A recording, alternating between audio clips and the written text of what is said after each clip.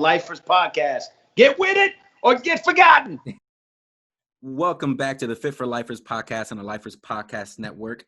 This is a podcast where we provide a platform for trainers, athletes, and health professionals to share their stories to hopefully inspire and educate. I am your host, Kevin Melendez, a fourth-year physical therapy student on a journey to continue learning. Today on this topic, we're going to talk about how student physical therapists can prepare and what they can expect from their outpatient clinical rotations. Being a student myself, I do not have those answers. So I am humbly joined by a physical therapist who got his doctorate in physical therapy at the University of Central Florida, who is a certified strength and conditioning specialist, as well as a orthopedic clinical specialist, and works as a center manager at Brooks Rehabilitation in Oviedo, Florida. All right, here's our special guest, Chris Burleigh. Thank you, Dr. Chris Burleigh. How are you doing today? Kevin, and thanks for having me. Glad that we could have some time to discuss matters I think that are most essential probably in all of your cases. And congrats for where all of you are at this point too. A lot of big things just to get to this situation and stage of the journey, we'll say. Thank you. Yes, first of all, I want to say thank you for coming on, and I hope all is well with your family and the clinic is doing well and everything like that during these trying times for sure. So thank you for taking the time, seriously. So I saw some questions at least, and can't wait to get to the bottoms of and figuring out what things we can make easier. But I know there's a lot to it. Right? Yeah, for sure. But for the people who are listening, I know I'm curious, and I know a little bit about it. Some background between you and I. I'm lucky enough to be able to call you, a professional mentor, someone who I learned a little bit under and learned a lot under. So thank you for that already. I know I've said that so many times to you, and I can't say it enough. But what is your journey in the becoming a physical therapist? What's that? What does that entail? Right, and you're a good student too, there, Kevin. So that's the reason why I'm able to teach more. Those that give and do more, I usually will also. And I think that's a really good question when you say what the journey was. For myself, I would probably put it where I wasn't that 20-year-old, 24-year-old saying, hey, I know right where I'm going to go and what I'm going to do. And I really find that to be impressive for those that are at that young age and find that level of dedication and pursuit even then. I went in a different track, more so from where I joined the military after some ups and downs of, how would you say, sales jobs, collections, things in that case. But went to the military. That was probably the bigger physical element, other than doing about 17 years in gymnastics. So just always inclined to know that exercise is a big part of myself and just my own demeanor. And so within my time in the military, got to have a lot of fun, jumping out of planes, learning, pushing the body, and just realizing how much of what I could do. Sure enough, after I got out, which was about that 23, 24 year of age, I picked up bad habits, smoking, drinking, which is I would say, not the elements of what I was raised or even had applied in a younger career. So that transcended basically to where I started to find a mentor myself, and he was a personal trainer, and where he showed me a lot of the ropes. And it quickly just transitioned to where I became a personal trainer, and that was maybe back in near 2002, 2003. And that escalated for about 10 years of me having my own studio.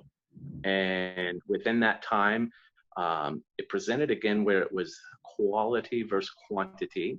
And that basically means that I was having to train more clients within the hour versus my typical one-on-one just to meet overhead. And that, I think, created a little bit more of my own ethical dilemma or conflict, which is then with what brought me back to school and said, hey, well, let's go and find out how that I might be able to, succeed by going further and beyond. And that's where it led me to down south, Florida Atlantic University. And that was in about mid 2000s, and finished up with my exercise science degree, got my CSCS, and then had the opportunity to finally be in a physical therapy clinic, not just a clinic, but one that was very much directed towards athletes, competitive level, from those of, USA women's soccer team, major minor league baseball. So it really taught me a lot in conjunction with also treating the 80-year-olds. I was a rehab tech. I know similar to yourself, like when you were at Brooks. And I think that's what really confirmed my consideration. Okay, do I want to go and become a physical therapist? Is this my next step? And sure enough, it did lead to that position. Got blessed, was able to come back to my hometown UCF and complete school there. Along the way, probably I would say stay within the community. Haven't been in this past year, I think due to the COVID, but served as the men's gymnastics, Seminole County for Special Olympics. So it was really good just to find that a lot of my passion helped into where I found avenues that allowed for me to continue and giving back. So in a long-winded answer, probably started as a trainer, from there transitioned to the DPT, and now just staying involved in ways that I can find to be useful in the community, as such with Special Olympics. No, I love it. And it's funny you actually mentioned it's not a conventional, way, but the more that I kind of run into a lot of individuals who are in this profession, you realize that there is so much diversity in people's stories of how they got into PT. And I think it's because there's so many settings that we're involved in. So, whereas you were an athlete, you are still an athlete. You were involved in training, individuals and how that led you to that. But there's people who, have maybe had a sick child or had injuries themselves, and it just leads them to where they want to go. Were you ever injured and did physical therapy yourself when you were growing up? No, actually, only had one sprained right ankle. And unfortunately, it was actually when we went to gymnastics or class, usually we wouldn't get out on the floor until our coach showed up. And incidentally, I was goofing off, did a front flip, and you were goofing off. Yeah, that tweaked the ankle. So it made it even worse that it wasn't even any of my coach's responsibility or lack thereof. And I'd actually have to say, if anything, learning from gymnastics in the background, he set the pace for me, even from my own aspects of coaching, where we don't push without first meeting the expectations, whether that's the quality of movement or what you're capable, because if which not, then you can potentially get into injuries.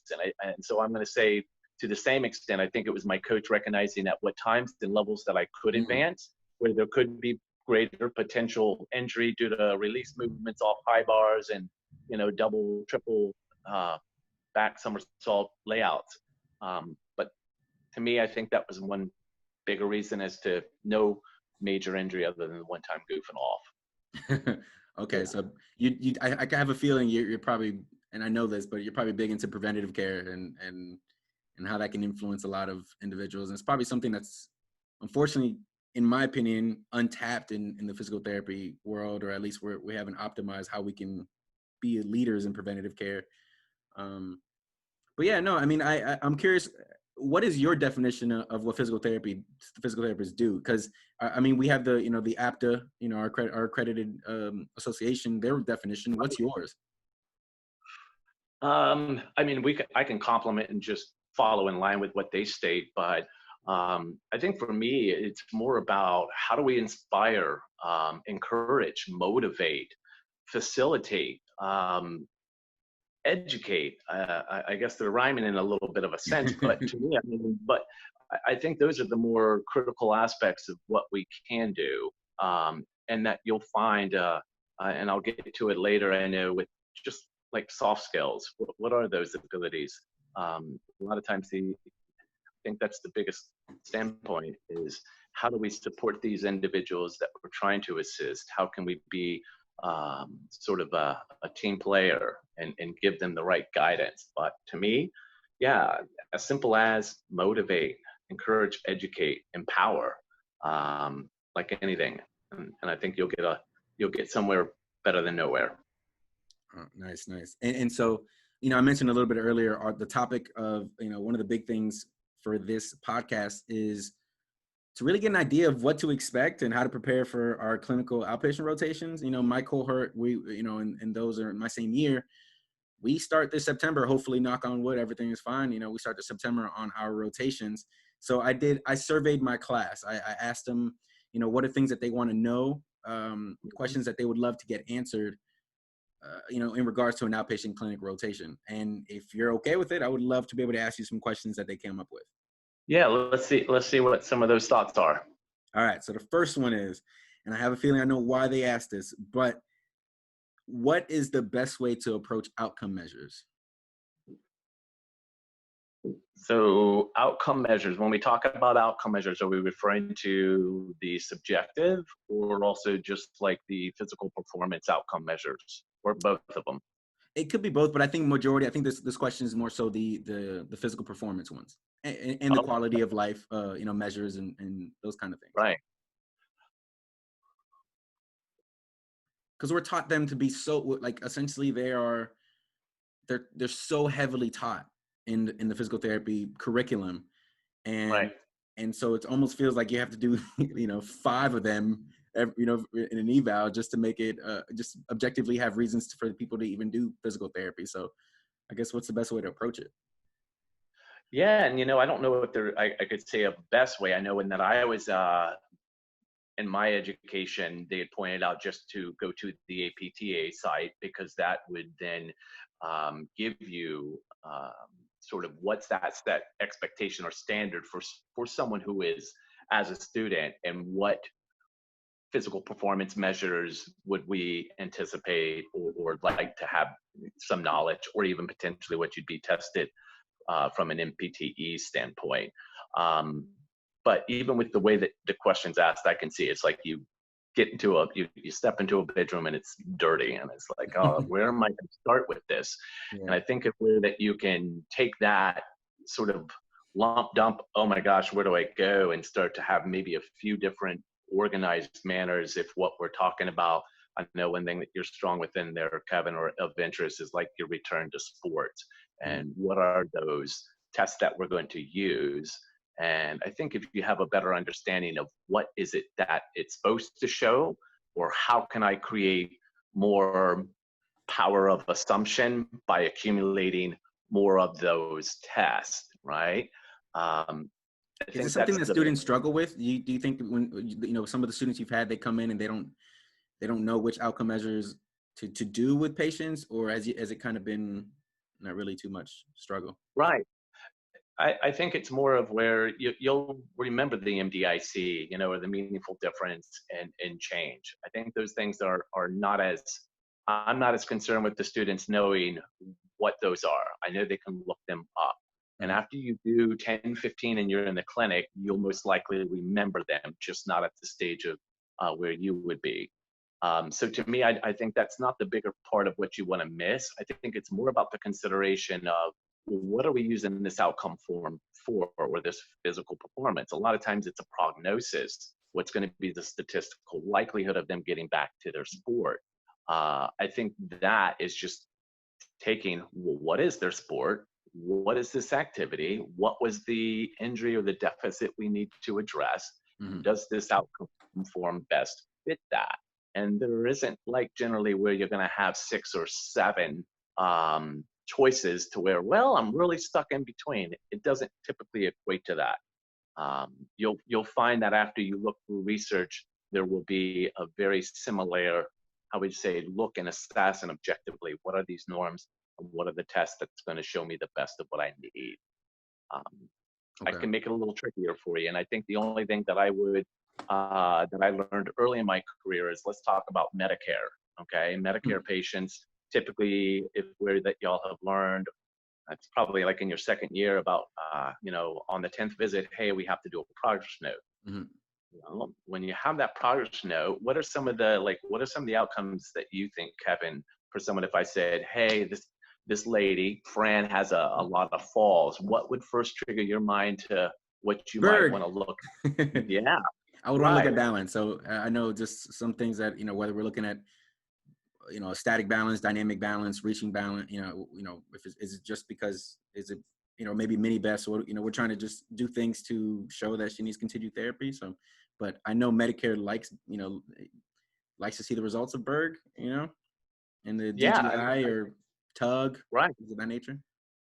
Yeah, and I think in some parts knowing and where it comes with experience after you've seen several of that demographic population, then you can have a better representation of where would you see them in 4 or 6 weeks. Do you feel that that outcome most likely or potentially will show the improvement, right?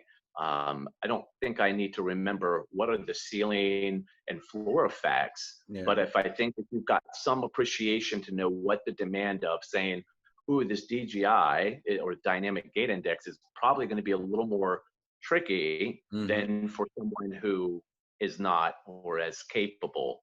And then it's your question is, okay, well, do I need to show that there's going to be some potential for them? Or am I going to set them up for failure and make these things too hard for them to ever accomplish? So I think like with where your question, those are the parts that I could appreciate and understand. Where do I go and what do I choose? It's more about your distinguishing and how does this relate to the patient? How am I going to get them more visits? If that's what they medically need or it's reasonable. Okay. Thank you. Appreciate that. We're going to go on to the next question. It says, what is the best way for a student to take notes? Is it, while watching? Is it afterwards? Is it just not at all and just try not to make it obvious that you're a student? Like what's the best way to approach that?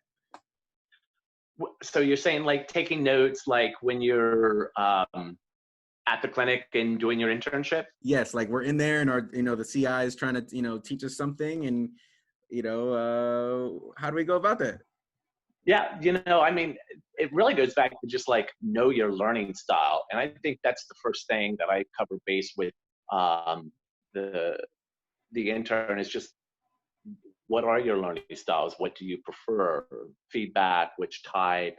And it's funny you asked that question because I myself, I didn't use notes. I just went in. I was more like throw me to the wolves. Let's invest, and I'll get what I need to. Yeah. My current intern, where I note and looked on her folder and said good things, and then also things that need more work. And so I sat with her. It's like, so what have you been putting on this notebook? I'd be very curious if you're willing to share. And she's like, I'm just trying to list some of the things of what you've discussed, some of the positives of what you've commended me on, and those areas of where I need to be able to better improve. So, and that's probably out of the last of my 4 or 5 I would almost likely say that all but maybe one that hasn't used notes or has written anything down.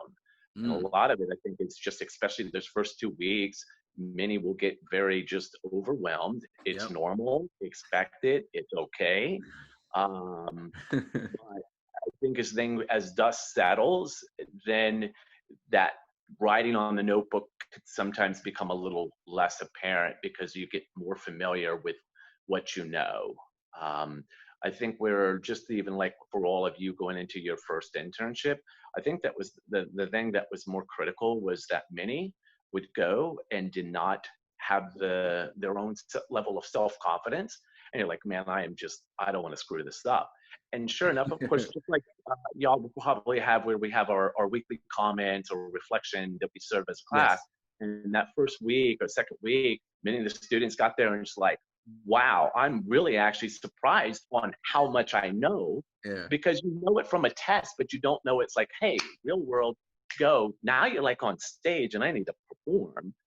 So many, I think, come back more surprised at themselves and realizing they actually know more than what they think. So I would just put that out for all of you.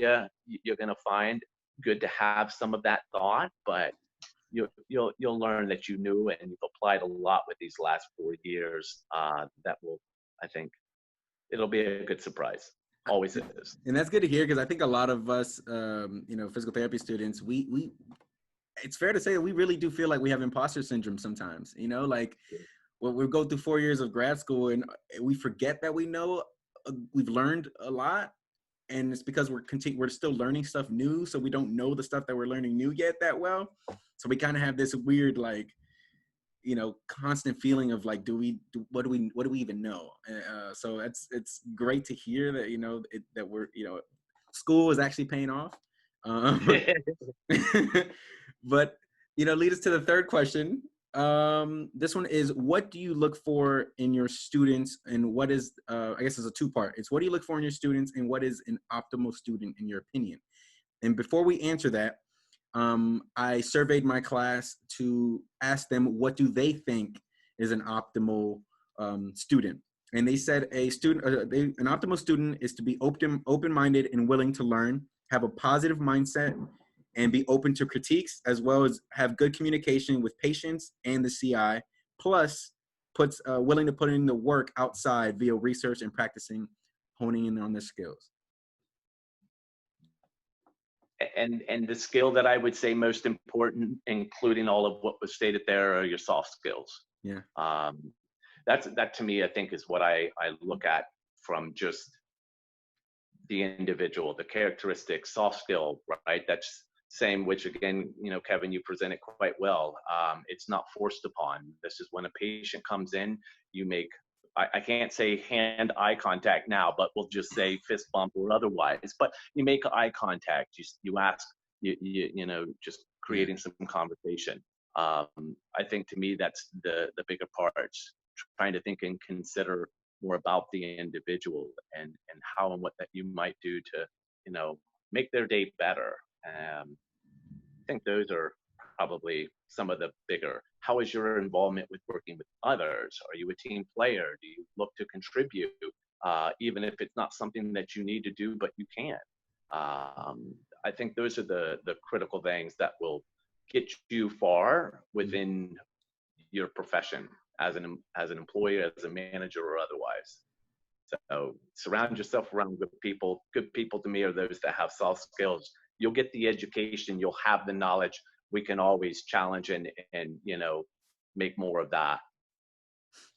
Have you ever been in a situation where you've seen someone, or maybe yourself, where soft skills soft skills didn't come naturally? They might have not meant bad, but it didn't come naturally. Was there stuff that they did to get better at it, or do you see them maybe just focus on it more? What were some of the I guess things that they can do to be better at it? Right, and that sort of reminds me of where a few years back we had an annual managers meeting, and the keynote speaker that was there was talking about our strengths and our weaknesses. And so in essence, that when we circled what our weaknesses and then also what our strengths were, they weren't really the form of that they were weaknesses. We weren't just maximizing on how that we could use them to the best of our advantage. So I think, like with what you're saying, yeah, I've had a few that come in with very minimal confidence, and that's just whether it's some characteristic, hey, I'm very quiet, I'm an introvert, hey, I don't know what the heck I'm talking about. And I think at those stages, it's back to internal reflection. How can we maybe dose a little bit easier for that person to start to do, right? So then I would look at, well, what are you comfortable? Where are your degree of, hey, I'm better with this than not? Well, then let's embrace and establish that, just to create those levels while challenging the expectations to the same. But confidence, humility, like self-awareness. What's that? Awareness. Yeah. But do people have that or not? Is that, more of this internalistic, it's how you've been as an individual, or do you have to really take additional time out of your day to be aware of your environment and who and what you're talking about? Yeah. And I mean, and I don't know if you agree with this or not, but I truly believe I think people understanding that with experience, that confidence and that self-awareness will kind of come. So it's like you said, those first 2 weeks can be overwhelming, but that third week should be easier than that first week. Right. Especially when it comes to those soft skills. Obviously your like load and things like that you have to take on is completely different, and we'll get into that. But Yeah. So the next question, actually, this next question is very interesting to me, and I'm interested to hear your answer. It is, what are some red flags or pet peeves that students can avoid during their outpatient rotation? What can students do to avoid during their output? Now, I mean, my first classical thought is where you want to definitely make sure that you have a good, comfortable pair of pants when you're there and treating patients. In essence, so that if you do squat movements or other activities while you're demonstrating, they potentially don't rip or tear. I won't say any particular names, but I know that happened to some. But no, but let's go a little deeper with the question. I think very good. Red flags, you know, even just when we think about it from as a clinician, the realm of what you might find that will come across as a red flag is about 1 to 2%. So yes, we need to be prepared, and yes, we need to be aware of that. And always have that per se open mind in our thought, but it's not something that I find to be very indicative. Accountability, you know, show up, be reliable. You'll have whatever set expectations, and those are things that I would anticipate that you'll do to the most simplest form. I think that to me, those are really the bigger critical things. You already mentioned, come with an open mind. The things of what I asked, I'm not really looking for a right or a wrong answer. I'm just looking at the why, and the why. I know a big one that, yeah.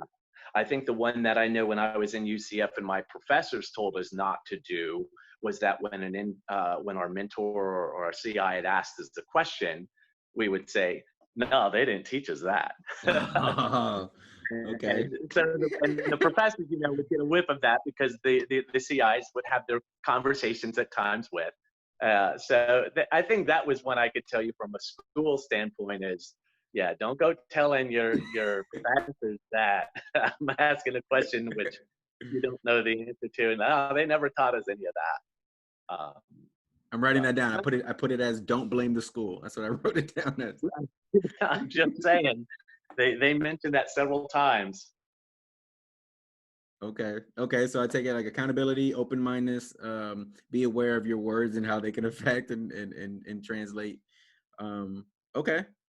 What about I'm curious, do you have any documentation pet peeves or anything like that? You know, I think that, well, one, you know, the school itself has their own standard of what they teach. And then when you'll find that you get to one of your rotations out of the, what is it? It's 4, Kevin? Depending on the program, but minus three. Okay, so 3 rotations, then you're most likely going to have to adopt and adapt to each of those. And within our company, Brooks, they do also have some set standards. I feel that those standards are quite simplistic because they want you to be very efficient with what you're documenting. So I could say from a normal experience with the interns that work with myself, documentation doesn't take but about a week or 2 for them just to really understand how to navigate through it, not actually per se show the, you know, justified means of why we do what we do. But I wouldn't put so much effort other than just starting to design part of a template in your own case on what maybe some of the PSFS or the patient-specific functional scale, right? How do we use that? How do we apply that? I think those are good things that you want to start creating some goals, not as a cookie cutter, but one that you can still modify based on that individual.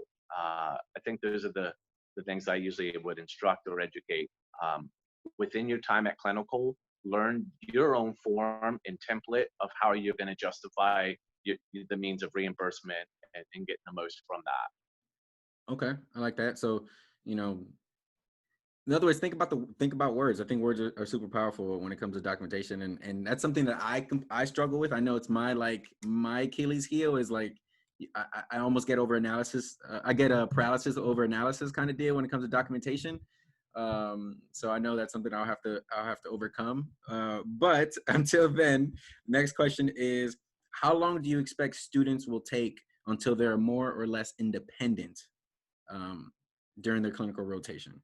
Like, what's the progression typically? Right. And I mean, we got to first say, are we talking a, low level, 5 comorbidities, 3-4 risk factors? Are we talking high complex or low complex? And then if not, here's the other part of the question, is, okay, am I seeing 2 patients or am I seeing 1 patient? So those all have a little bit of the variable to answer that question specific. But I think the progression is independent of the individual, but also set by the parameters of the clinical performance indicator, the CPI. I believe, I assume you all use that? They're up in the air. There's another one that they're deciding to use, or they might use there's a CPI, and then there's also one more, and I'm losing it, but I know there's 2 that they're thinking about. All right. Yeah, so I mean, to some extent, that's what's setting the expectation. Generally, like the latter of your 3rd internship, our 4th, we would be required then to be at entry level. So they'll have beginner, advanced, intermediate, and then intermediate, advanced, and entry level. So with each of those internships, generally it's expected that they're going to be at those positions. I couldn't say it blessed, I guess, from the students' sake and my own, that I haven't had any to where we've needed to sit, have discussions, or speak to the director of clinical affiliates there, which is good. Would you say? Go ahead. I'm sorry, I didn't want to. Yeah, no, I think it's parameters of the CCI primarily, and then the students also provide their own. What are their expectations? What do they want to get out of their whatever 6, 8, 10, 12-week program? So then I think that's sort of part of our direction as well. Where I've had one, she's like, hey, I want to know more about women's health. Well, even though that's not our setting, I wanted to make sure that they're where she had some time. I had ones like, look, my pediatric clinical rotation actually got dropped, so I won't have that opportunity. Well, here, let's go ahead and give you 2 weeks. So as much as I think it's a great question, and it may be different upon where you go and who, I look for more just what's the growth that you want to get out of this, and with what is required by your education expectation. Okay, and in terms of, like, let's say, in our case, we have a 12-week rotation. By what week do you typically? I guess like you said, is a CPI. Typically, what week is an average student now going to be one-on-one with a I'm assuming a pretty no comorbidities, a single diagnosis. By what week are you kind of seeing that being the typical? I would probably say for a first year, like from not within the hybrid programs such as yourself, yes, or your colleagues, more so for a first year, I would consider that almost as a tech position, with what the application would be done out in treatment, while then also collectively doing some of the subjective, the objective, special tests won't be applied at that point, just from their minimal or knowledge at that stage. So for them, I wouldn't say that there's ever going to be a level of independence treating the patient, taking them from day 1 out. Second rotation, usually in about 2 weeks. First week for myself, I just leave it as, hey, what's the flow? What's the system look like, just as a whole for getting patients? Where do I put my laptop? Where is all of the equipment? What is it? So by usually the second week, they'll start to chime in and okay. And it's more helpful once that you can do the evaluation and then really then pick up from the ground level to where are we. And that can be, I think, challenging as well, is that when you initially get there, you won't have any of that background knowledge, which is great you're seeking, because you should need to know that before proceeding. So to me, I guess in combination to that 2 week is once that intern's got the eval, has seen it, they know their goals, they know all the situation, and then they see them throughout, much easier to do that transition independently. Okay. And most do well. Yeah. Okay. I like that. So, okay. Yeah. So, yeah, let's get something to look forward to for sure. I mean, just try to think the perspective of like, okay, 2 weeks into it, we're given not given, but well, obviously it's being facilitated a patient to do an eval and treat. And are you talking maybe you do it once that day and for the first time and see how they kind of do it, or is it kind of like, here you're gonna go 3 in a row individual, and for like how do you approach that? Well, and a good question. Again, know that all clinics are probably different, and or Yes. with company and organizations and how they set up. So I can respectfully say how my level of consistency has been at our clinic. First off, as mentioned, okay, just basis, get to know what's this look like. I'll provide and I'll demonstrate the manners of how that I would go through the evaluation, and then give them some feedback on why did I choose to do what I did. And from there, we'll most often take just whatever. Objective usually comes the simplest, right? So do blood pressure, reflexes if you find need or presence of paresthesia, so forth. And then there, if you're doing your goniometer, inclinometer, range of motion, so forth. And I think that's would be the most simplest. And then subjective thereafter is what we work with. If you don't, it's not about rushing. It's not about making things happen. It's about going within the flow of what you can do at best. And I think that's the part of where it would be really easy to say 2 weeks for everyone. Some may need a little more time. Some, just like in your subject classes, some are really good at kinesiology, while others are, let's go talk pharmaceutical and microbiology, and I'm great. So it's just finding that common ground of what do I need and how much. Good question. Okay, and I'm excited to see how the different CIs approach how they evaluate their student, from a day-to-day basis.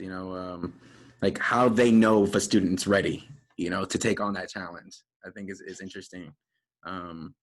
But to move on to the next one, we're gonna go. I actually kind of goes with this one in combination. It says, what is the expected patient load for a student? 1 per hour, 2 per hour, and how many evaluations does a student typically, do per week? So again, based on the levels, like by the CPI criteria, generally you're going to be at the 8 to 10 for your ladder clinical rotation. Prior to that, usually if it's about 6 to 8 patients, out of those 6 to 8 patients, that most likely would be potentially 1 or at best 2 evals. And I can't say I've had any intern yet that has had to do all 3 evals in one day. It's usually glossy eye or just the haze look and just exhausted for good reason. So again, from myself, it's not about really, yes, productivity is an essential thing from our company, but to the extent that if that's going to sacrifice the quality, the care, and the service that's needed, then I'm not going to push for that as a whole. So 1 hour more than effective is where if you're in your second internship, which is about a 12-week, you can expect on that about 8th week from me that I would then anticipate giving you 2 patients.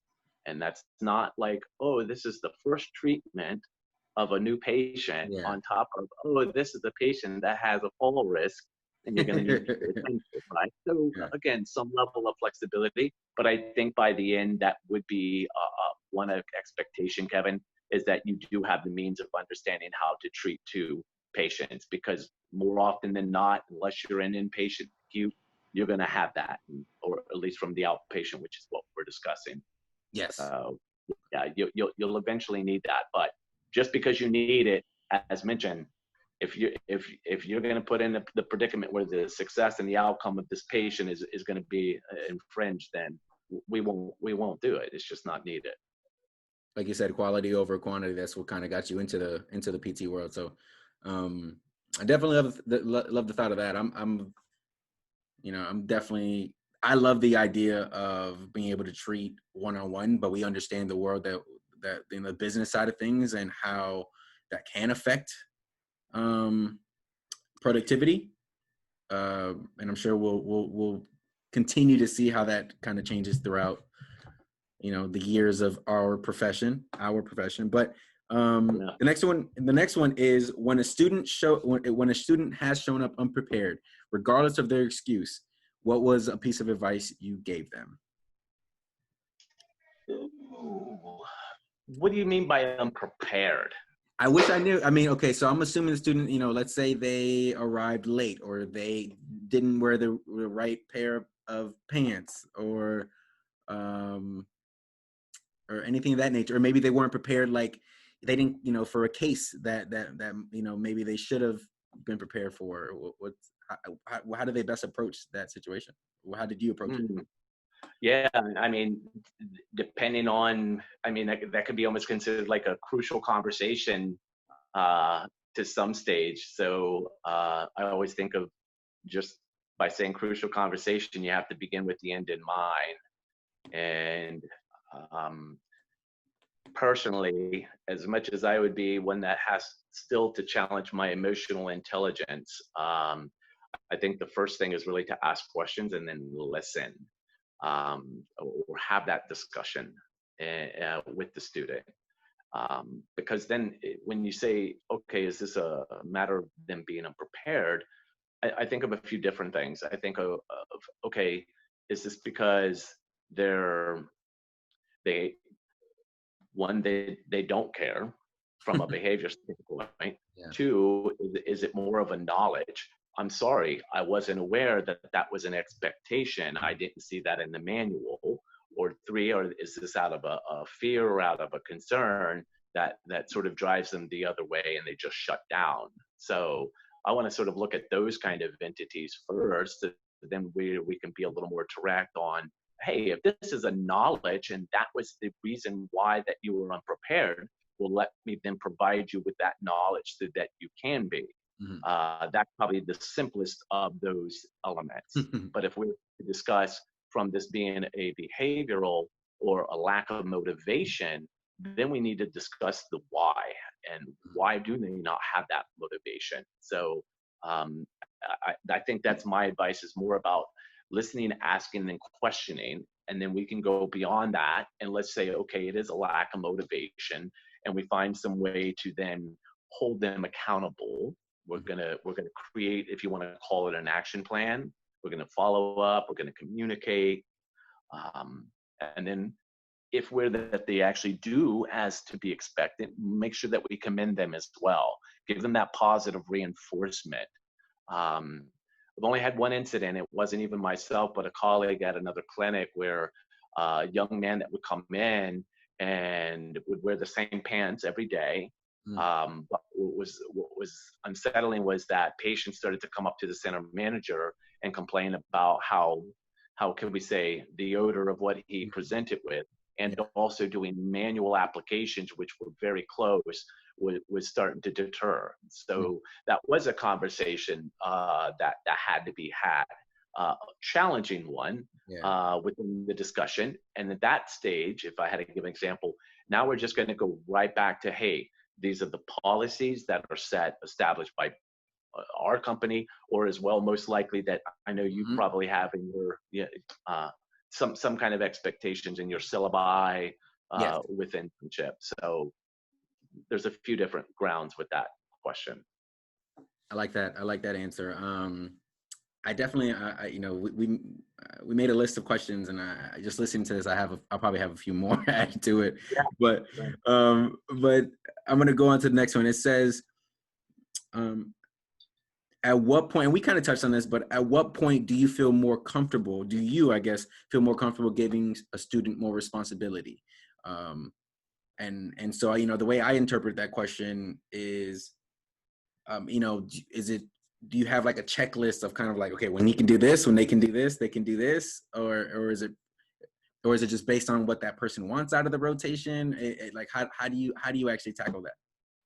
Yeah, that's great. And I think just as what you mentioned, it is part of that. Like, what do you want out of that rotation? Complemented that we still satisfy the requirements needed by college expectation.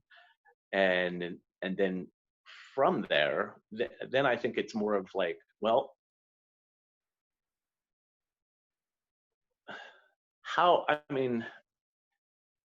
if we say it's dependent on the student themselves, and I'm trying to think of a situation of where I've been in that kind of, I guess here's the note: most interns get a little shaky when they come and see me, because my first 2 weeks, I'm going to load it up on questions that a lot of times they're not going to have the answers to. Yes. And I hear that up front, that I'm going to drop a lot of things. One's because I have the interns know with what classes you've been in, at least by the title and the subject matter. So they should have some appreciation.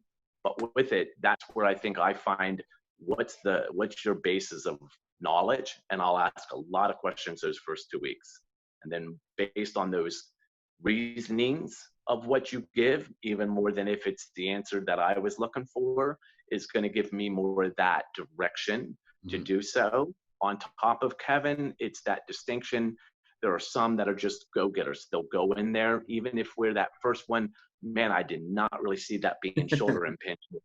And they're going to, it's just like, you miss that question on the test, you never will miss it again. It's just always that one, and I'll never forget it. But I think that there's a lot of those individuals that really do, and they'll come at it because of that, and they'll take advantage. So I think it's more of like just do you have those aspirations, or do you just are, again, self-motivated to be proactive? And so as quick as I'd say, yeah, I can determine, man, some students come in there and they will take advantage to the fact that they want to do more, and which I feel that they can safely, which is always first respect, that many don't ever step outside that, is really the bigger component. So share with your CI, let them know. I think the communication's the bigger part, and why I do that the first 2 weeks is just to see what you're on stage, what your answers, what your responses, because guess what? You're going to have patients asking you right then a lot of the same things where you're on stage. So I'm curious, just for the sake of the audience, because I'm sure they're thinking about it. What's a few of those questions? What would be a few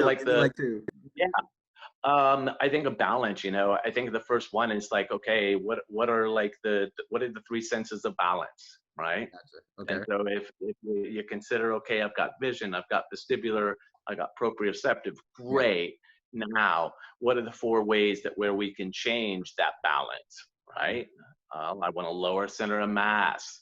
I want to widen my base of support. I want to lean towards the direction of what's coming towards me, and one which we can't add more mass, right? So I think those are some of the processes. But what I want you to know from that is then when you have a patient and they're trying to apply balance, and let's say you have them in, if you want to call it tandem or sharpened Romberg, and you find that they're really doing well, then now that you know those principles, key element, know those principles, you can be as creative as you want based on knowing what you're trying to apply. So again, not about the knowledge, but just what's the principles of what will allow for you to do a lot of difference. Open pack position of the knee is another great one. You do manual therapy. Well, how long do you generally do manual therapy for a patient? What does that look like? Is that 2 weeks? Is it 6 weeks? And then based on that response, why would you say that? Those are probably of some general ones that I'd start off. My mind is just turning. I was just trying to answer all those in my head while you're asking those. So, and luckily I've actually answered to some of those while at the case. You heard maybe once. But okay, so I got the next one. This is actually I'm curious about this question as well. It says, how has outpatient changed since you first got out of school, and what we should expect come day one? I mean, COVID, obviously, but I mean, how has that I mean, changed? Actually, that's a good thing to how has that changed things? well, exactly. And from the more recent, with our company expectation, as we were discussing about productivity being 1.4, now with our new current status, that's dropped to 1.2. And then again, with also your CDC guidelines and those additional measures, whether it's now screening questions, temperature take, wearing a protection mask. Yeah, and I mean, I'm surprised I haven't had any questions like that from you yet, Kevin, because I think that's some that I want to make sure that where, like my more recent intern, I called and spoke to her. I want to make sure that she felt comfortable, confident, safe within coming, because I know that there are many out there that are still of question. So I think that was another criteria of what we're trying to find from the students' fact, making sure that they also were abiding by those recommendations. I know the students in the recent class were highly encouraged to think before you go out and do things, and not for your own sake, but for those patients who you would be treating. So I think those are the bigger adjustments. We did a lot of cleaning already, right, with sanitizing equipment and things, but I would say that's definitely stepped up to a higher level also.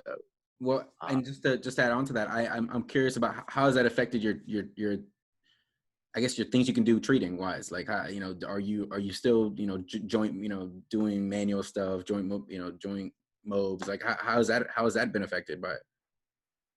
And in this instance, I think even by the contact at where I would say our therapists at our clinic, respectfully, if we're that we don't need to be in their face or nearby it, then we don't. Applications still with manual. I probably would say cervical being the bigger or primary, have a few with TMJ, so we have to be somewhat close to proximity. But it's the same like of any. You're explaining, you're asking for whether their permission to do these things, and I haven't had any I guess response or suggestions to no, and if they did, that would be okay too. So that hasn't really changed from our elements here. Okay, so circling back around, things that have changed. So we have COVID. What else has changed? Like I'm assuming insurance has been a little bit of a change. Well, I think even bigger was what this past year, and even moving to 2021 with our Medicare cut reimbursement, right? Oh man, 15%, and how that's going to look. I can tell you, I know that there's been a lot of freezes on PTAs in the outpatient clinic, several different companies that I won't mention, but I think that's a critical component. Knowing that we're sort of allotted and lined up for this next year. So that's another big change. Telehealth, of course, that due to COVID, another big entity, not one that I have a lot of knowledge or yet experience. We've been able to keep up well within about 90% of what our budget is through the, I guess, primary means. But yeah, that's I know another one that has really try to advance, and let's see where and what we do. And then from there, maybe we can touch bases later, but just all the other snazzy treatments that are out there. Yeah. Okay. Snazzy. Not bad, just snazzy. They might be. Fair enough. How's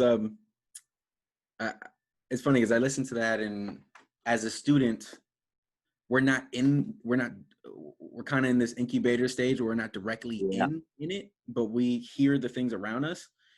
And, the one thing that we're kind of always hearing is that productivity is just getting higher and higher. And the thought of one-on-one care is like unheard of now. And so like, how has that changed in the last few years, based on what you've seen?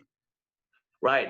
I mean, Kevin, and I'm just really impressed that your student body here has got some great questions, because I can tell you from back in 2015 when I graduated, whether as a student body, I don't really recollect those questions being asked, even though there was more than plenty of opportunities to have them asked.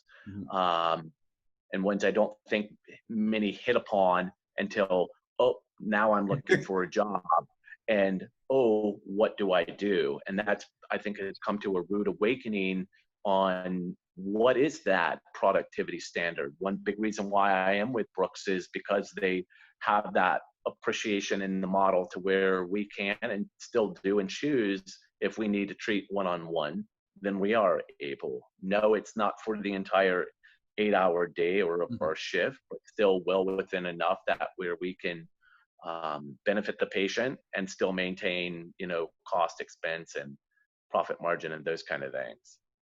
So I know it's still there because I'm in one of the companies that which does. But to the same fact, I know that that is not universal, but it is one thing that you can ask and be sure to before taking any job. For sure.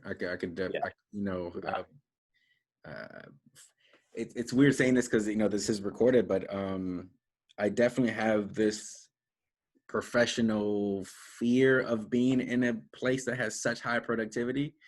But then again, I haven't been in that, so I don't know anything but any better than that. So I'm sure if I was to be put in it, I'll adjust as needed. But I love the thought of quality over quantity for sure. But I actually have a question that I think you're gonna like this one. Okay. It's probably gonna be your favorite one. It's if you could add a class or topic to something, to a PT education program that you didn't get in school that would have helped you today, what would it be? It wasn't about as much as myself. I won't go as high as to saying the CSCS. Exercise. I think that, and by no fault of the student or even by the level of what the school has, and they got a lot of stuff on the plate, I definitely would say I think that's the one area of where that there could be of greater purpose and explanation. If we're talking from dosing aspects, if we're actually talking from what does a strength conditioning. I think you're aware, and many of, you go to PT and it's a 3x10 or a 3x12, and here's your TheraBand and you're done. Yeah. Why aren't we loading 70-year-old patients with a squat rack? There's no reason as to why that we shouldn't. I'm not saying we need to jump on it and slap them with 200 pounds with no experience, but I mean, where are we exceeding those thresholds, right? Wolff's Law for bone growth, we need that, right? Strength the same. There's no reason that why I think we shouldn't get into some of those more, if I won't call them diverse, but just more power exercise, more strength exercise. If you know the purpose and why and how to use it safely, then there should be no reason that we get away from that, even in demographics. Yeah.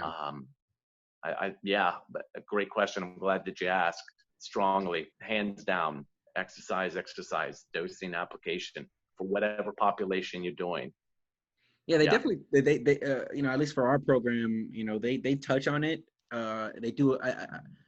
I'm not in another program, so I don't know, but I know they try I can say that they try their best to try to touch on different type of exercise throughout our entire program, especially when it comes to, your exercise physiology, your MSK 1, 2, 3, and they touch on it for sure. But I can definitely appreciate like the thought of a class where it's strength and conditioning based, like solely, like these are definitely all the exercises, different exercise, how to prescribe. I think as PTs, students, the thought of having to prescribe an entire plan of care can be troubling sometimes to think of. But yeah, no, that's actually a really good answer. Next question. Kevin, it's not about just like the bridges and the Sarman advanced levels, and single leg raises. Those things really, if you want to go back to like a pet peeve, not about students, but those to me are just like, why are we doing these movements where I feel that, again, there could be much greater ROI on other applications, and even followed by the supportive current literature evidence, or from even with what was established 1980s. A lot of that hasn't changed from a strength standpoint. So, Do you think that has to do with just with the implementation of research and how long it takes for that to get into accreditation for programs. Like, I know that's something I think of, like a lot of these changes, it takes a long time for curriculums to adjust, but. Yeah, and I think that's it. It's not like you're really able to cut a lot out, because everything you're typically doing is for the necessity, to better your chances, but also meet the expectations. I can say that I know within UCF, by my time, we're about to be exiting. Our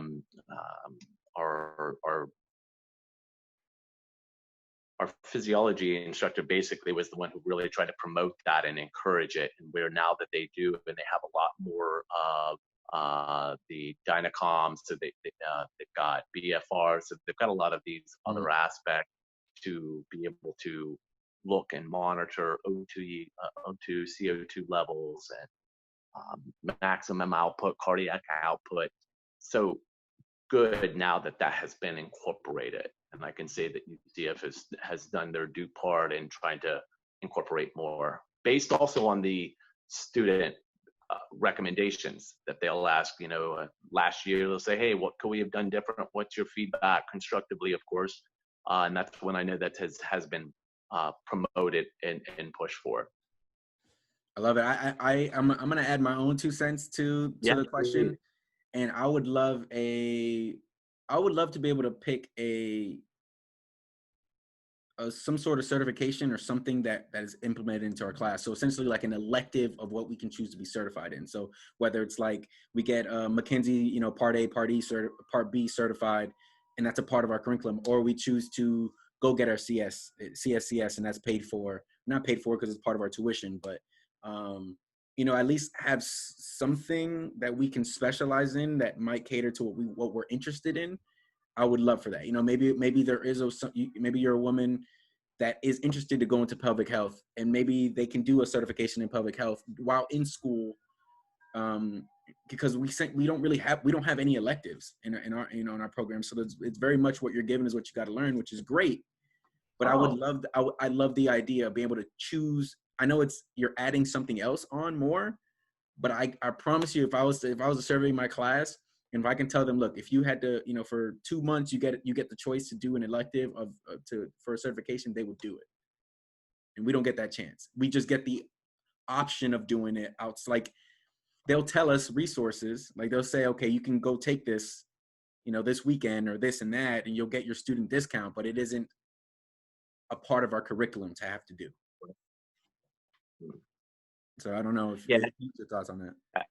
And at UCF, it had only one elective, and that was whether you were going to do prosthetics, sports, manual.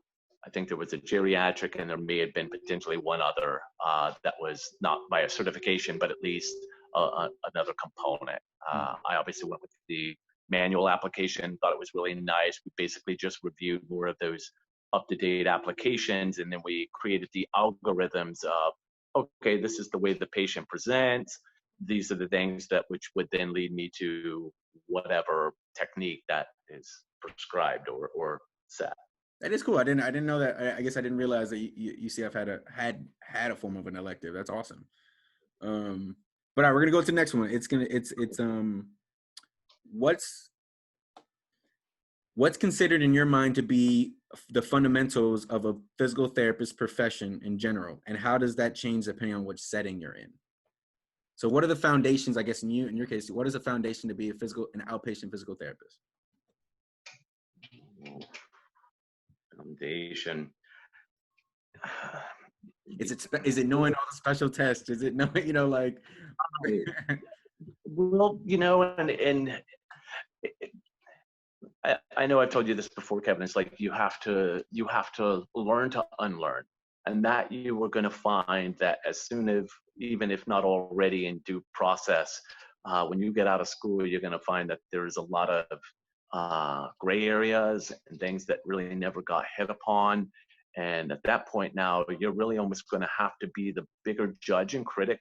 You should know, how can I be sure that this is of good quality evidence and research, right? So now you always have to be the one who discerns and depicts to make those choices. who are you following? Are you going on certain podcasts, like the Lifers or otherwise, and learning from those bigger persons who are in that industry?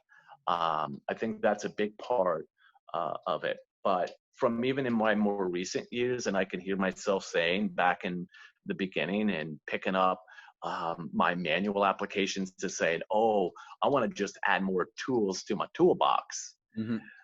At this stage of the game, I have a better appreciation. I don't care about your toolbox, and I don't care about how many tools you got in it. What I do care is the owner's manual.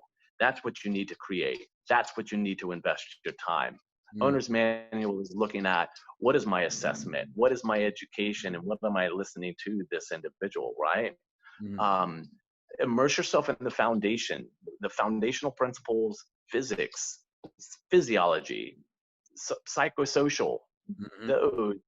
Those are the grounded concrete of the things then versus what I would say sometimes are the snazzy treatments of whether BFR and, a lot of the other applications. And there's nothing wrong with those treatments, but I think a lot of our time, especially as you or just becoming a physical therapist, if you don't have that foundation, it's like you almost don't know where to go. It's like a kid in the toy store. Well, I've got 20,000 things I can find and look and do. And when you're not grounded, that also decreases the level of confidence. Mm-hmm. And confidence, patients will see it. It's like your question before, when do you know a student's ready? I don't even need to know. I know by looking at my patient and just seeing, does my patient still talk to me when we're together? Or do they actually talk to the student? A lot of times you'll find, I mean, in some instances it's okay. And you might get surprised when, like, the patient, you just ask them a question and they actually look at the CI and they answer the question to the CI. It does happen. I don't like for it to, but I can understand. And that's part of, are you being in the presence? Are you taking that? So if I have to reiterate that, get the foundation, get your principles, okay? Know about how to do an evaluation. Know what an assessment is, okay? Be prepared to be wrong and not know. That's what I want, if there was anything more from the profession than how many different trades of skills do I have from manual and so forth. Just that to me, I think is quite at heart. Continue to strive, right? Research. I still try to ask my colleagues, like, hey, I go through each week at least 4 articles, not the entire, but something that, whether it coincides with where I'm currently at or just of my own interest. Mm-hmm. I hold myself accountable at this point, just to, again, getting involved, listening to your patients. I think from a profession, those are the things. Educate your community. A lot of people out there with vestibular issues that have no idea physical therapy could help, even though it does once they show up at our doorstep. Just a basic one. That's the same for, how many times I get on our little patient history. Oh, do you leak, or do you have loss of urine? Mm-hmm. And that's a large component. That's a big stigma for women and guys. Yes. There are ways that we're just like any other muscle, rotator cuff or otherwise, we can train. Why don't we have more of those women or men physical therapists that delve into those regions? That's all on us as a whole. But foundation, principles, know those. Don't be as concerned with your treatments. That you'll go far. And with confidence of. So. No, that's great to hear, especially because, I mean, it goes back to your saying, like, knowing that you do know stuff, and just be really confident in the stuff you know, and that confidence has to be learned, has to be gained by your owner's manual, and making sure that you are aware of what your tool actually does and why it does what it does, and when is the best time to use that, not just to have this fancy tool in your toolbox for no reason. So yeah, I definitely like that. We have a few more questions, if you're okay with that. I think we have about 3 or 4 more. The next one is, and I think we touched on this, so we can probably do it pretty fast, is how much does insurance dictate, change, alter your treatment, if at all, in outpatient? Yeah, and it can and it does. Hopefully that where, you know, even from with what we learned, and probably the same maybe goes for y'all, that was maybe it was two classes, like long day classes, you know, billing and things. And they said, you're going to get this again. Y'all probably got it like, you know, 2 years ago, maybe at this stage of the game. Yes, I consider they're a dictator, but what we can do is have that level of learning to how that where we can best make it work in situation for the patient.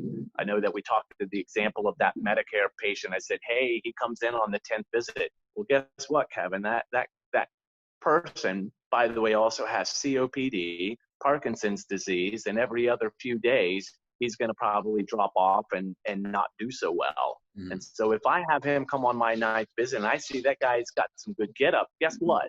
We're going to do those functional outcome measures and tests today. Because on number 10, I don't know if he's going to be still in that same position. Yeah. So I think, again, those are the gray areas they don't teach you about school. You're just like, oh, I got to get progress note on my 10th visit. No, I need to make this work best for my patient. So maybe I need to be aware of that. Prognosis, if you have a better understanding of what you would expect, and you mentioned it's based also on your experience in being and working with that demographic, and while also using some forms of research that can help to give you guidance. That's another way of like, how many visits do I need? Some have a set point of 25 visits. So if that's a post-op knee and you only have 25, that's all you have. Can you still use them to the best as much as you can and communicate? But there are. We can be somewhat of that preventative manner, or where that we don't have to drop our ACE card until we know that we do, in regards to getting more visits. So know to the degree of what that insurance plan looks like, and be sure to be upfront with the patient so that they're also aware of what that might lead. Because if they're only given 10 and you were set to do 20, that's going to be a brutal conversation to explain to them, by the way, we can't treat you anymore. Yeah, man. I can definitely see how that's important for sure. And I know you talk about, just to kind of go to the next one, is I know we talked about the importance of soft skills and how that is something we can work on, you know, even before we go to rotations. You know, we can be conscious about how are we explaining things to our loved ones, and how are we actually communicating our message of what we're trying to say, or maybe having more patience when we speak to people. What are actual things didactically, I guess I'm speaking, that students can do to prepare for their outpatient rotation? Is it reviewing their special tests? Is it, you know, knowing their range of motions? Like, what are some of those things that you would say, okay, if you're coming in here, I want you to be able to kind of already know this? Right. Yeah, good question. And, you know, and I think that's one that most often is asked by a lot of the students prior to them coming on to the for their internship. And for myself, being outpatient, and again, just saying outpatient, Kevin, as you're aware, that doesn't always mean, for like our clinic, we're seeing everything: cervical, headache, dizziness, TMJ, shoulder replacement, falls, balance. Mm-hmm. I mean, the list goes on. Yes. And otherwise, other places, it's always going to be the general lower back pain and shoulder and knees, and that's it. So relative to where you're going, I ask that you can look at those clinical practice guidelines. Those are all, of course, provided, you know, through APTA. I think there's maybe potentially, I don't know, about 7, 8, could be 9 of them. But those being the primaries, they're very useful because it collectively takes all the things you need: diagnosis, evaluation, prognosis, your outcome forms, which ones are most valid and reliable. So it's great because it's a one-stop shop, and you having to go through maybe 5 of your different books, learning manuals, and notes to get that. So to me, I think that's always the first thing, just to get a really base piece from what you might want to have as in preparation. And second to that, I think, is where you were talking about just communicating and conversation. I think the one that I really would put a lot of challenge for many is being mindful with what words we choose, or what we refer to as nocebo, and or putting.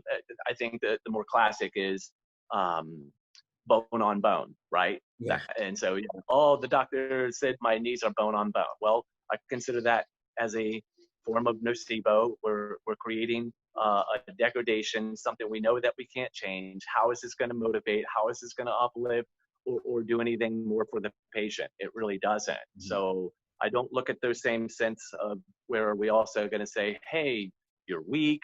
Oh, you lack this range of motion. That's like when I was a trainer back in my younger years, and I'd have a client come in, and what do you want me to tell them? Hey, by the way, you're fat. No, they're going to look at me and say, all right, you realize why I'm here. Thanks for pointing that out, right? So to me, I think that's the bigger component, is really just trying to share with the patient and just make them at ease. And that's why special tests have their uses and for good, but not as the ultimate. And get your assessment, get your evaluation, know what you're doing, and within listening and what that patient's trying to share with you. If they do, a lot of times they're going to tell you what they need. They're going to tell you what treatment's going to work for them, based also by what you educate them. So, yeah. Okay, so I think tangibly we can say, okay, review your CPGs, understanding, now how you would explain things to people clinically. Now, big one. That's a big one. Okay. Are you expected, Kevin, or to like the week prior to your internship, like reach out to your mentor, or do they reach out to you? What's that process look like for y'all? Based on what I remember, they're supposed to reach out to us 6 weeks out at the. Okay. I guess that's the maximum that they or the minimum. I don't know how to put it. They have to reach out to us 6 weeks before, and then we reach. We talk to them. Yeah. After that, and that's probably we can't talk to them first. They talk to us. Right. Yeah, they got to wait for the reach out, and I think that's where you could probably get more explicit within the response. Be sure to and ask. I think a lot of do. It's like, hey, what do I need to know? I'm not one that really wants you to have to prep and go back over your AIONs and insertions unless that you ultimately feel that you need to. That's not what the learning is going to take place. It's what you've already learned and putting it all together to make it seem more mainstream. And oh wow, I see the whole picture of it, and that's going to be the bigger, I think, rollout with it.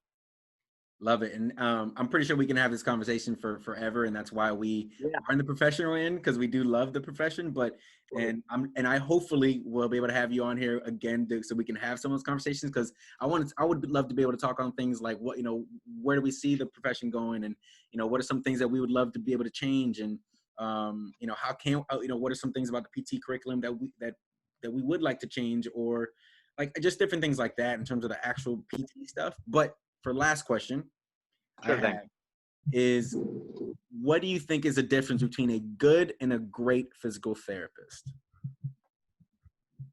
Now you got to lead by example. So I think, and by those examples, which demonstrates a lot of the things that what we just touched upon in the profession. I guess it's sort of the same like with what we look at from our company standards. It's one thing that what I would say is good is because you meet the criteria of with what's expected. What makes you great is when you go above and beyond that. If you want to call it from just your own incentive, you just step in to say, I'm going to be proactive and go. I think that's probably the bigger breaking point. I think that driving force is what just you hinted upon, saying passion. When I first started my job and getting hired and talking to the VP, and he's like, well, what is passion? What does that look like? And I got a little stumped on that, just from like, well, I don't know, come to my clinic and I'll show you exactly what I mean by that. Yeah. But yeah, I think that's probably the more critical of how do you demonstrate that? Do you go above and beyond and exceed, whether that's from a community standpoint, whether that's embracing research if that it is. It doesn't even need to be that. Maybe you're helping with one of your colleagues that you see needs a little improvement, right? When we all are there as our first year as a PT, that's still a very scary thing, you know?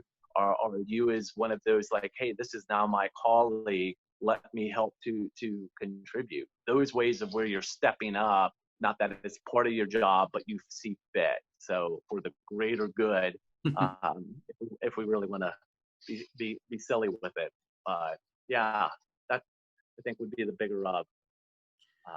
What made you ask that question, Kevin?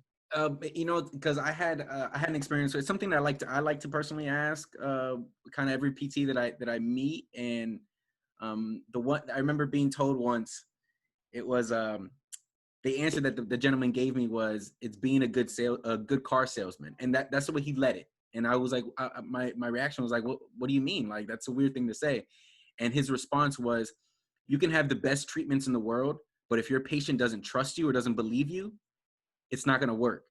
Whether you can have good treatments, but that patient trusts you and believes you, it's going to work. So you have to be able to communicate and have a patient believe you that you're there for them, and that your job is to make their lives better. And I was like, oh, okay, that you know, and I guess for him that was the difference between being a good and great salesman, is not focusing on the skills or the tools like you mentioned before, but focusing on how those tools that you do have can help that patient and what they need specifically. Yeah. Admit that you're wrong. There'll be the times. Admit that you don't know. I think that creates just as much trust when the patient asks those kind of things than not having all the answers. So yeah, again, multifactorial. And it seems like even with a lot of our conversation of what we had and appreciative that we could, it really didn't reflect so much about physical therapy in essence, but just what are those mannerisms, characteristics, and aspirations, including our seeking in depth of knowledge, and where do we get that, and how do we recognize or determine, is this fluff, or is this something that's going to be of good value? It's really it, the principles. Mm-hmm. For sure. I honestly, I can't thank you enough for taking the time out of your day. I know in these crazy times it is busy, and I can't thank you enough, and my classmates can't thank you enough, and those who do listen. So thank you, Chris. I appreciate you so much for taking the time. Best of success. I know that you will on all of your interns. Hopefully we'll hear a little bit about the stories of them, at least after the first go round. Sure. But it will. Dust will settle. You'll look at it and you'll probably smile from it. I learned a lot in those internships of the things that I wanted to do, what was good, and also things that I know that I'm not going to or want to follow in pursuit. So yeah, I think all of what you asked, you got a pretty good student body, as it sounds from a lot of the questions that I think are of good value to ask. So yeah. Thank you. Appreciate you so much. Hey, enjoy that and enjoy all of those study test practical exams. I know you're looking forward to it. I'm pretty sure knock it out of the park. I have this idea for a podcast to hopefully bring on some of those PTs that just took their exam, and just bring them on and talk to them about what are some of the things that they did to prepare, and what worked, what didn't, you know, and what was their life like during rotations. I'm so interested in the work-life balance and how that's different from when you're in school. And so I don't know if that's something that, you know, you'd be able to touch on, because I don't know, you're a little bit out, but I'm sure you obviously went through it. But well, I mean, just sitting here for the OCS test, that was definitely a different demeanor than going in where I was at school and didn't have a job at the time. Yeah. And I think it really kicks back, and you could probably find on several of the different platforms with the question. And I think it comes down to superficial and deep training, or if you want to call it active versus passive. And active is where that, and I know you're one who can appreciate, Kevin, and you have to be able to talk about it in group and discussion. Sure, first take the passive, read your notes, go over, but that will not be the primary. You need to be able to talk it and walk it, and that's I think the bigger application. So that's a form of where, you'll read it, but then you also need to write it down. That would be the active part, and then also talking about it. I think those elements haven't changed. And hopefully within the 4 years, you've got a better understanding of how you study, when do you study best, morning, evening. I need it only at 2 hours. When do you hit the wall? And based on what subject information, right? Neuro, I'm down and out by an hour at best. Exercise, I can go 2 or 3 and I'm good. So yeah, it's really dependent. But I've go definitely with what realized you, yeah. I've definitely realized the importance of mental health during this whole 4 years, and how still doing the things that you enjoy, or at least challenging yourself in other aspects besides physical therapy, is actually pretty important. Like, you know, whether it's your creative side, or you wanting to go to the gym, go to the gym, or if it's you spending family time, spend family time. Like, knowing that your priority is obviously getting through school, but not forgetting that life isn't just that. So, Yeah. you know, that's been able to, you know, that's something that I, you know, in hindsight, 2020 hindsight is like, I wish I would have been able to understand that in the earlier time of physical therapy school. So, for Yeah, sure. don't go with what you know when it comes time to the test. You need to study everything that you're not. You've got to get uncomfortable. Mm-hmm. Stay uncomfortable. That's how you'll grow, even after you graduate, which I know you will, and pass your MPT there. So, Wise words from Dr. Chris Burleigh himself. I appreciate it, and thank you so much. all right, Kevin. Take care. Take care. Bye.